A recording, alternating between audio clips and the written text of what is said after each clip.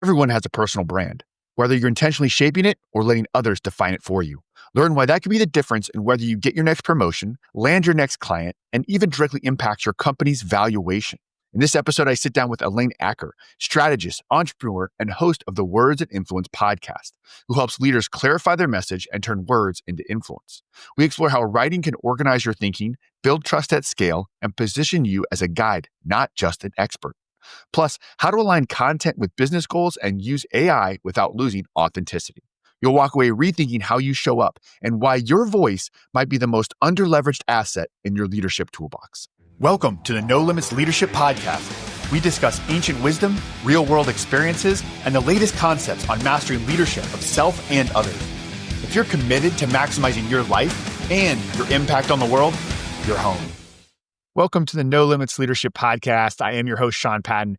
Today, we have Elaine Acker. She's an entrepreneur, strategist, founder of Sparks 360, and the host of Words and Influence podcast. Elaine helps leaders clarify their message, grow their influence, and build powerful personal brands through the written word. She's a master of turning ideas into action and content into connection. Whether it's writing a book, crafting a signature story, or stepping into thought leadership, Elaine brings a rare mix of clarity, creativity, and strategy to the table. This conversation is going to be all about the power of writing, not just building a personal brand, but also to help organize your thinking, define your legacy, and lead with purpose. Welcome. Thank you so much, Sean. It's exciting to be here. It's really exciting. We've known each other for a while now, I guess since last fall, whatever, almost a year, and multiple conversations. And every time it's so interesting. I'm like, man, we should have recorded that conversation. So I'm excited we're finally recording and being more intentional with our conversation today.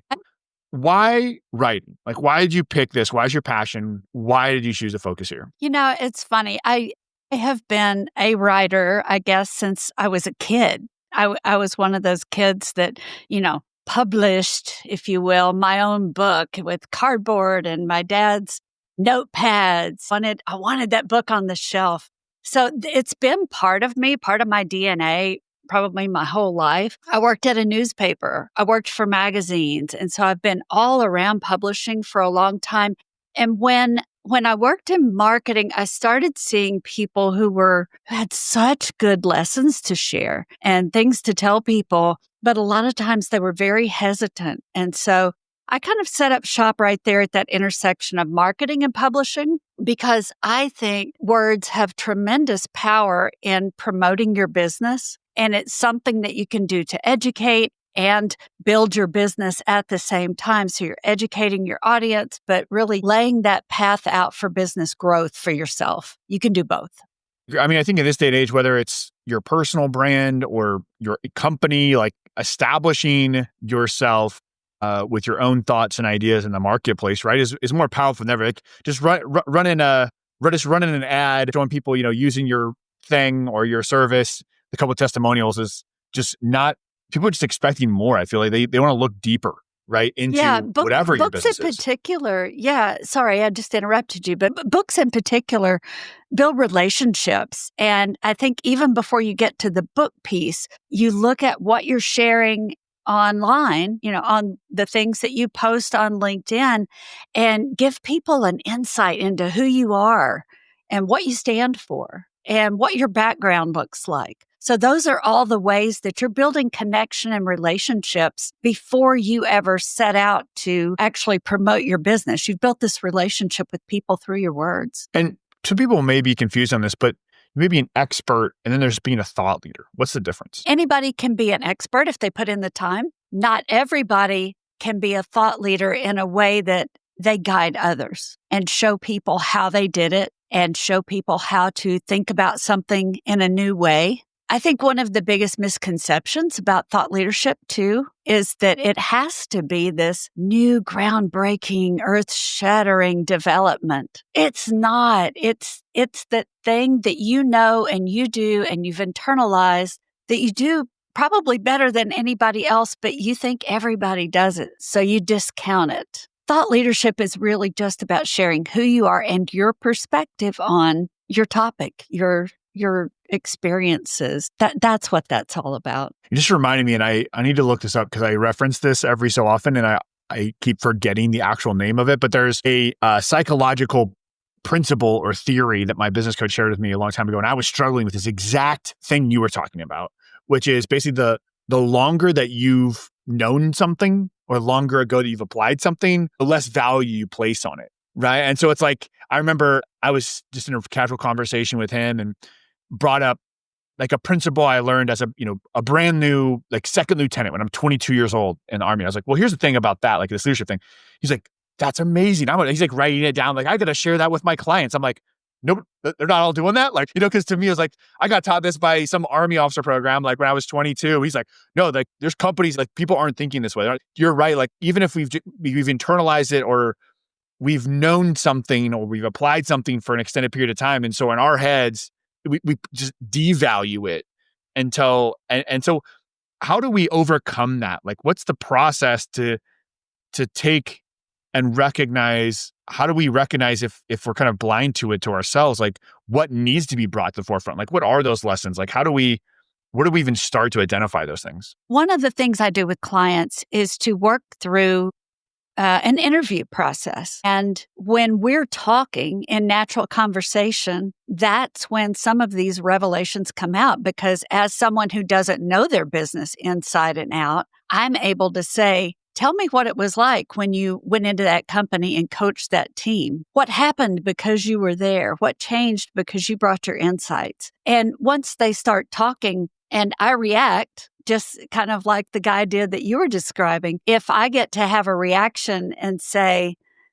yeah, that's amazing, people need to know this, then that shifts their perspective.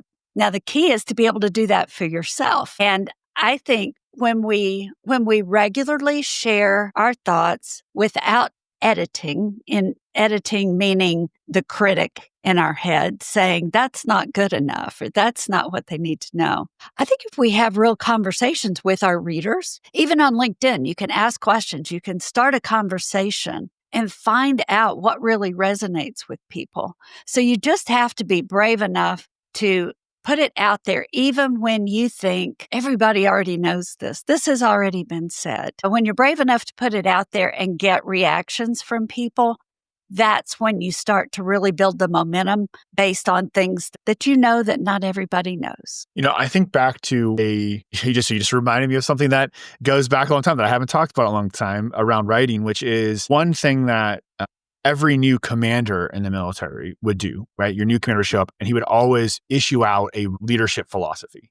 Like every time, like, here's my thoughts on leadership. Here's what matters to me. Here's what doesn't. Here are my values. And that was like a standard practice. But I think about the power of writing in terms of just organizing, like forcing you to organize those thoughts as leaders and be able to communicate it out in one standard way, even internally to an organization. So I don't know, what are your thoughts on writing as leaders just in terms of organizing all those thoughts we have into a single way to communicate it out? Well, one thing I know about you is that was what you were doing when you wrote your book. You were taking something that you used and you were looking for a way to structure it so that you could share it and communicate it with your clients.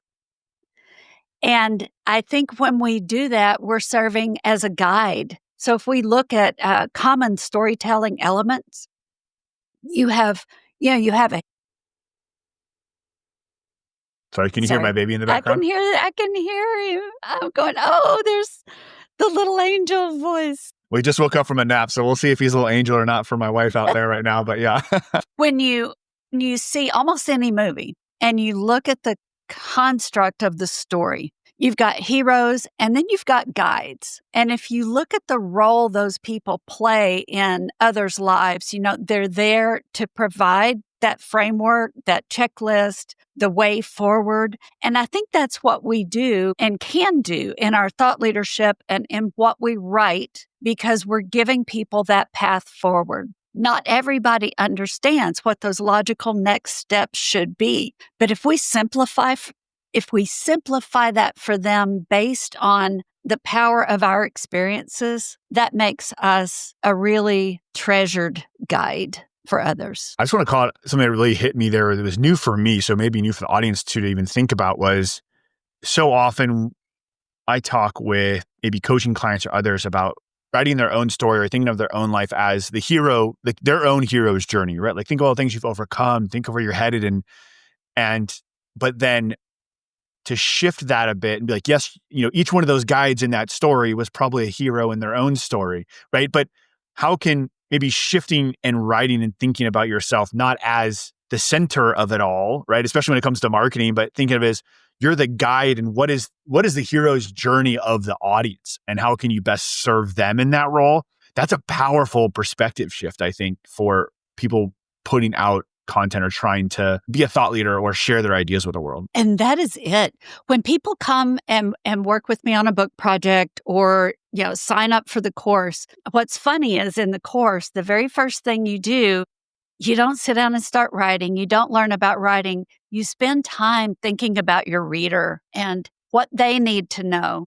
Where are they right now? What transition are they going to make because they read this book? So I think that's a super powerful place to start because when it's all about them, then I think your view of your own experience shifts. Like you were saying, you start to realize you have something valuable to share. If in fact those people are sitting there wondering what the heck to do next and this piece of their career journey, what do they do next? And you've got the keys to that locked in your head. And all you have to do is be willing to share what you've learned over time and put that out there as a guide for them. Then you can impact so many lives. Yeah, it's looking at it really, shifting that really puts it, we always talk about like servant leadership. It's like, this is another just channel of servant leadership, putting them first, thinking about, I'm going to be a leader or a guide in their life. I love that. I love that shift. So when you're thinking about what is the balance between when you're writing for, let's say, marketing or branding or thought leadership for yourself or your company, what is the sort of intersection of thinking, what does my audience need and having like a consistent thread in your own brand and marketing that, so you're not just all over the place and you're super helpful, but nobody really knows what you are or you stand for. Like, how do you combine those two things? Yeah. So once you know what your audience needs, the next thing you look at is your book has a job to do. Your content has a job to do. So I always look at it in terms of what is my long-term goal? What is my vision for my business and for myself? And then where does this book fit in this? Because oftentimes people think about publishing a book or a book in particular and think about being on a bestseller list. And that's what success means to them. But if you look at the book and think, how can I leverage this book in 1,000 different ways that both impacts others' lives and helps my business grow, helps me get to that long-term vision that I set out for my business. And so that's the intersection for me is, now that I know who I'm working for, who I'm writing for, I need to know what job that book has to do in order to help me achieve the vision for my business. You mentioned brainstorming and earlier and just sort of not editing yourself. Like, is that what gets people stuck? Is they start editing, like they don't follow that process? Like, what do you see as because I see a lot of people, they've got these great ideas and they sit down in front of a piece of paper, myself included, and it's like, I don't know anything. I've never learned anything in my life. I've got no thoughts in my head. It's like, you just totally hit this wall. Like, what are some strategies that we can use to unlock that? It's really funny. We sit down and go, it's like, now I must write. And we freeze. There's a blank screen, there's a cursor blinking. So there are a number of things you can do. I like to do an exercise called webbing or mapping, and it takes a concept. So you put a single word. So let's say it was leadership. Put a single word leadership and put a circle around it. And then you come off and you might say military and put a circle around it. And then you come down here and say executive and put a circle around it. And so you get out of that critical side of your brain and into a creative side of your brain. And if you do that exercise long enough, and by long enough, I mean less than 5 minutes, something will shift. I guarantee it. Something will shift and you'll go, I want to write about this. And then if you can tell your brain, we're just playing right now. We're not, all caps writing. We're just playing right now. I'm just jotting down some ideas. I'm just brainstorming. and you can get that editor side of your head to just be, then it makes a huge difference. And what comes out is so authentic to you and so genuine that then you can edit with very little trouble and get something out that is meaningful to you. It's meaningful to your readers, and it really came from the heart. Now, sometimes people are super surprised at what comes out of that exercise. Do you have any cool examples? Boy, this is a whole other shift. I used to use it for poetry all the time. I like it. Hang in here with me, everybody, because when you say poetry, you instantly go, you're kind of putting on the brakes. But if you use poetry as that way to play with sounds and words and ideas and connection, so even if you don't ever publish it, so I've used it for poetry for years, and I know that it works really well for that. I've used it for anything, though, from lesson planning to LinkedIn posts. I've used this technique over and over and over, and it works. Yeah, that's really interesting. I love actually the idea of poetry when it comes to writing for speaking. I'm going to mess up. I don't have my poetry jargon on the tip of my hand, but like, the sounds and the rhythm of poetry and the repetition and the coming back to an idea and exploring it. I haven't even thought about that as a cool way to explore a new way to write bits or parts of a speech so they can be even more impactful. Is that I find I have really struggled when I was writing speeches for keynotes on the way that I write and the way that I speak, and then the way I speak on stage or want to speak on stage are like three different things. So like if I gave a speech the way, if I was just like reading from my book, it would be weird, almost like too formal or like whatever. Trying to write for those different situations is something I've struggled with. I don't know. Have you ever helped someone with like writing for speaking versus writing for reading? Is there a difference in your mind? A really helpful technique whenever you've written a first draft of something and it's time to edit, a really helpful technique is to read it out loud. So this is regardless of whether you're writing a speech or you want eventually deliver this verbally, even the written word when read out loud will give you clues as to where the reader will naturally pause to emphasize, where you could break up the rhythm a little bit, where the sentence is just way too long, and you can break it into 2 or 3 pieces. So I think that's, first of all, that's just a really helpful editing technique to read it out loud, even if it is for the purpose of publishing a written piece. Whenever I think your ear will get really attuned to your words when you're doing that. So if you're then taking it, what I've done with speeches in the past has been to write it out and do that exercise, but then go back and highlight or put in bold the things where you really want to lead from one idea to the next naturally, and then get to a point where you're not reading a speech, you've memorized your concepts well enough. And if you've got some of those, it's like seasoning. If you've got some special phrases and words that you picked out once you started reading it out loud and practicing that can really emphasize the points you want to make, then I think that's a good way to go from the written word to the spoken word to the presented word. That's a great tool. Now, you mentioned connecting those different types of, channels of communication. When it comes to marketing and writing content and strategy, what does that look like in sort of the modern era of writing or presenting ideas? You've got a book, you've got social media posts, you've got a newsletter. You're like, how do we tie all that together? Or what is the strategy to tie that together to keep it headed toward one direction to support the business? Yeah, this is not going to sound very sexy at all, but the thing that I do most for myself and for clients is to really look at this on a quarterly basis and say, this is my goal for the upcoming month. This is where I'm going to be appearing. This is where I'm speaking. These are the seasons that we're in. These are the holidays on the calendar. What does that mean for my business? Does it have any effect at all? Then I map out what that quarter looks like. Any campaigns that I know, if I'm launching a new course, how do I work that in? So I begin with seriously just the business financial goal in mind. and then build backwards from there. I want to build the support structure under that so that the words are then serving that larger goal. Well, and I love that connection. I know that's maybe a connection I'm thinking of my own business. I need to do more because I get ideas that I'm really excited about and want to share, and sometimes can like run away with, and then never maybe look to see, is this anchored into what the audience wants, or you mentioned, financial goals or business goals.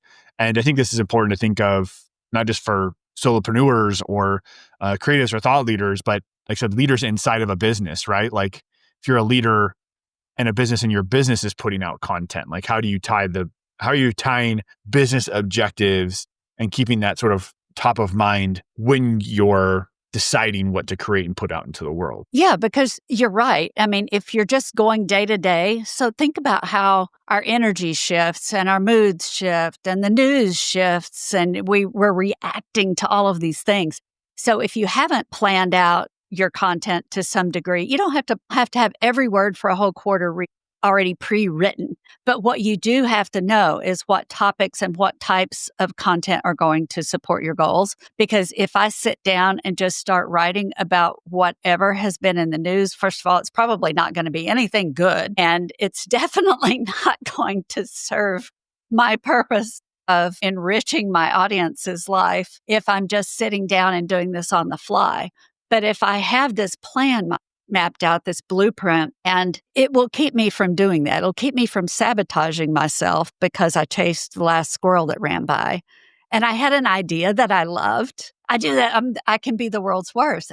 I have an idea and I want to do this new thing. And now I'm tired of doing the old thing, but I have to finish the old thing in order to maximize, purpose in my business. So I think that's just the thing to remember, and always keep I don't want to call it a someday maybe because it sounds like it's never going to happen, but just an ideas file. And so every quarter when you sit down to do that plan with yourself, you can say, let me take a look through here. Are there any ideas over here in this folder that should take precedence now, given my new goals for the next quarter, over something else? And you can make these conscious decisions. It's changing the plan on the fly that may not always work. Yeah, that's true. And that does keep the consistency of messaging, because you're right. If I know if I'm like following someone or I'm looking at a business and it's like a CPA firm. And then, one day it's talking about NASCAR racing, and the next it's talking about, filing my tax return. And the next day it's talking about, LLC. And I'm just like, what is this person doing? It gets really confusing. And I do think that everyone is so busy and in their own world and doing their own thing. So like, as multifaceted as, you are, or I am, or our businesses are, I feel like from a brand perspective, people only have like one slot for you, unfortunately, they really do. Right? You have to be known for something. So pick what you most want to be known for. And it's not that your personal stories don't ever come into it, but you can relate that then back to your business. Yeah. Yeah. I mean, if you think about any of those big brands, like for most people, it's like anyone you think of is their brand is like one story. It's one thing that you attribute to them. And I think what brand is just about like thinking about two concepts. So I think about, Elaine Acker, I think publishing and marketing, right? There's a lot of other things about you and what you do and all that, but like in my head, I've got that one sort of, I'm attaching you to one concept. But then once you're sort of in the ecosystem, right, you can start, well, we also do this and we can help you this other way. But if you get too off in the weeds, then I'm like, wait a minute, like all of a sudden you're writing a bunch of stuff about Google ads. And I'm like, wait a minute, you a Google ads person? Are you an agency? I thought you were a words and influence, right? Like it can get confusing. Yeah, it can. And one of the things I think about when I do that is also how we're training our referral partners. If you look at your broader network, so you want to be, like we said, be known for like, okay, marketing and publishing, that's it. That's who she is. If they know that, they can say your name to other people and tell other people how to work with you. But if you've confused them, they certainly can't go out and tell your story for you either. Yeah, so your story and your branding has to be tight enough that it's referable and shareable. Yeah, memorable, referable, shareable. That That is great. Are there key elements for a strong personal brand in today's world? It's funny. The words personal branding really mean different things to different people. But I'm going to say this. You have a personal brand, whether you want one or not. So the first step is admitting you have a personal brand. And then the next is making a conscious decision about what to do with that. Because if you don't take control of it and decide what you want to put out in the world and how you want to be perceived, somebody else is going to do that for you. So I think that is the main thing, is that personal branding is not for quote unquote influencers. It's not for little TikTok dancers. It's for CEOs. It's for leaders. It's for people who want to have an impact and want to maximize that impact because they were thoughtful about the way they crafted their personal brand and how they're viewed in public. First of all, it's a great, fantastic point. And I think that's what I'm going to share with some of my clients too, who are maybe, people are hesitant, right? They're like, they don't, because in their mind, they think personal brand, they think it's the influencer trying to sell them the next pea protein or something, right? Or whatever, right? Or next sauna or whatever it is. And they're like, well, I don't want to be that. But you're right. If you don't define it, someone else will. And, especially if you are a leader of any kind or aspiring leader, a rising leader, taking control of that now is so important. I remember one thing that shifted for me, again, this is not exactly the same thing, but it reminded me of it, and it's kind of a cool story, is when I first got into Army Special Forces and we were doing different intelligence work and stuff, it was, you weren't allowed to have social media. Don't have it. You can create like a fake persona for someone online, but it's very expensive and they don't do it for everyone, right? To actually create something that's searchable online. But then by the time I was getting out of the military, that had switched, because if you go travel overseas and someone checks your background and if someone looks you up online and you just don't exist, that in itself is a red flag more than knowing that you're in the Army. They really know you're in the Army, and then you can, yeah, if you just don't exist online, people are like, wait, what is up with you? That doesn't look like somebody who's just well, I'm just humble and I do my work. Dude, where have you been for the last 30 years? What is happening, I have to follow that with something I learned from one of my clients and this was in the Harvard Business Review. It's been a few years, but the statistic was that I think it was about 44% of a business's value was based on the CEO's reputation. So if you take what you just said and apply that to business, imagine spending your whole life being this committed leader, humbly working behind the scenes, and then you get ready to sell your business and they go, I don't even know who you are. What does this business stand for? I don't know if I can trust this. So if you're not out there, how do they know that they can trust you and your business and what you offer? That's true. And trust is really built on the individuals, to your point, versus even a brand these days, right? People want to see the people behind the brand and connect with the individuals. I mean, how many people follow those individuals versus, follow, I don't know, a company's Instagram page, right? No one follows that. No one's following any of that. It's really about that individual. And, talk about building trust in the modern era. Let's talk AI and writing and ideas, right? So what is, how do we maintain authenticity and trust in the world of AI? What does that mean for us? I think so this pendulum has been swinging, right? And it will continue to swing, but we discovered AI and everybody went running over to figure out what AI stood for and how to use it or how not to use it, took up arms against it and don't want to do that. And then it swings back to right now. I think we're experiencing this, I don't know, the quest for the most human business, the most human interaction. So we have to learn to use AI as a tool. And it's really funny because I just kind of in the last couple of weeks have come to some peace with how I use AI. So this is a fairly new development. It's a very personal topic for you right now. It's it kind of is. So, and it could change at any moment as AI changes. But I felt like I had really nailed down how to use AI for my business, in the marketing and in the content, because I was able to do these, really authentic conversations with clients, get their words, and then kind of leverage AI to break that up into smaller posts and give them things that they could use that were true to their words, true to their brand. So I felt like I had all that kind of locked down and how to use it.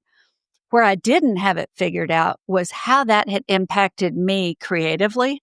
And I realized that in my head, I had almost discounted my ability to write fiction anymore because I was thinking, well, AI's here. Anybody can do it. It's not special anymore. How do I even, why would I spend time on that? It's terrible. That's a terrible place to sit. But what I realized was that it still takes, the story still comes from me. Just like I tell people in business, there's nobody like you. There's nobody who's got your experiences, your background, all of those things that I say about people who are writing a business book. Well, it applies to this fiction scenario too. I finally realized that and embraced it, that the story comes from me. Where we can all use help is on the editing side, because people often want to write and be done, and they may not be done yet. They may need a revision or an edit or some things here and there. And I am all about quality writing and publishing. And there's too much junk that appears out in the world these days. So the quality is super important to me. And I think that's the one thing that moving forward, I'm going to be working harder on to be the guide for my clients and to show them how to leverage AI as an editor. They, to use that tool in improving their writing, making their words more impactful, and reaching the right audiences with the right message. So that's a work in progress, but that's where I am right now. Well, I like that. I think you're totally right in the sense that technology we use for, I don't know, day-to-day things, or even I think of like our work, we're in these boxes in our house on Zoom calls all day. We're separated. And we get spammed with AI messages. And it's just like, we get to a point where it's like, we're really craving, like it makes it more valuable if you're able to provide that human connection, right? It's like the more that the technology becomes standard, it almost, just from a supply and demand perspective, makes, when you do have that original thought and original experience and original connection, like it makes that much more valuable and sought after by individuals, if that makes sense. It's perfect sense. Yeah, because I think people can see through. I've worked with a couple of people who are so afraid of AI and so afraid of appearing, that like an AI or using AI in the way. So this, what you said is kind of like what we were saying earlier, that if you're putting out these bot messages, basically, that's how we don't want to be seen. But that's the fear that if I use AI, then I'm going to sound like this bot, this robot that has taken over my world. But if we lead with our humanity, lead with the personal relationships, and allow how we use AI to come underneath that and support that, then I think we'll be in a much better relationship with AI. Yeah. And I do think some of it is, as most things are, you said this a few times, but the mindset or our own internal story we're telling ourselves about AI, about who we are if we use it in certain ways, like that seems to be the biggest hurdle or roadblock sometimes, right? Like it usually is, right? Yeah. It's the stories we tell ourselves that's the biggest roadblock, not necessarily the technology or the outside world. Absolutely, nail on the head, bingo. Yeah. I know. I love that. And I even think about the more people work remote, even things like that human connection, even with like in-person experiences, right? So like, or the ability to have I just think about it, even the power, and I think about us having like a conversation, like going deeper than surface level, even in like a one-to-one or in a leadership context, or building trust, or going deeper in your writing and being vulnerable and telling your story that is only coming from you. Like it's like the courage to do that, and people is so powerful. And I think people want the experience. Like people, like the value of even like an in-person experience for your leadership team now is greater than ever, because so much of our lives is just, we don't go into the bank and talk to the teller. We don't even go talk to the grocery store teller. Like, we're self-checkout. We're going through our whole lives living on our phone and in our houses. And so I just think that like, it's like a scarcity of genuine connection and trust and authenticity throughout our lives, is becoming like more valuable than ever. And writing and the written word, I think, can play that same role in what you're telling me. Just think about how ideas happen. If you can think back to a time you were talking about bringing teams together and spending quality time together in a room, think back to a time when you were in a group of people where you were free to collaborate and be creative and really let the ideas fly. That is so much fun. And you're building on everyone's experience who's in the room. And that experience will never happen with AI because you don't have all of those incredible human brains in the same room building one on the other to come up with an idea better than any single person ever could have come up with alone. That's so true. Man, what's one belief or mindset shift that you hope listeners come away with after hearing you talk today? One time, it's something you were just saying that was really sticking with me. And then you asked and it went out of my brain. Was it right before that when I was talking about the scarcity of authenticity, building trust to the written word, technology separating us? Yeah. All right. Got it. Okay. Time in. I think the most important thing to me and what I'm trying to focus on is to take time and make time to have those deliberate conversations with other people.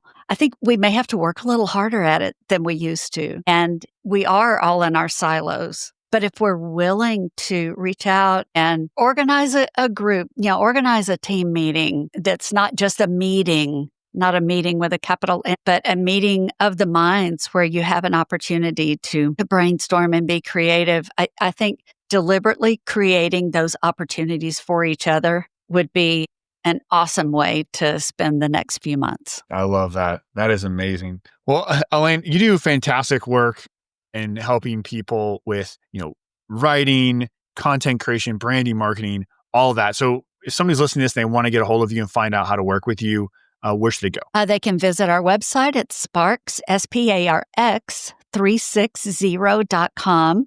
You can also find me on LinkedIn. So it's Elaine Acker. Come and find me. I would love to connect. Well, that's awesome. Yeah, I will do that. And Elaine puts out amazing content. And also check out her podcast, Words and Influence. We'll have all those links in show notes. So right now, just go click those and check that out. Thanks so much, Elaine. This has been awesome. Again, as always, our conversations, man, I always come away with awesome lessons and a new perspective. Thank you, Sean. You're on the top of my list for those next conversations too. Beautiful. Thanks for being a part of the No Limit Leadership family. This isn't just a podcast. We're building a movement of no limit leaders driven to unlock our greatness and lead the world forward. If this made you think or gave you something useful, please, right now, go hit follow and then share it with one leader you believe in. Challenge limits, develop leaders, fuel greatness.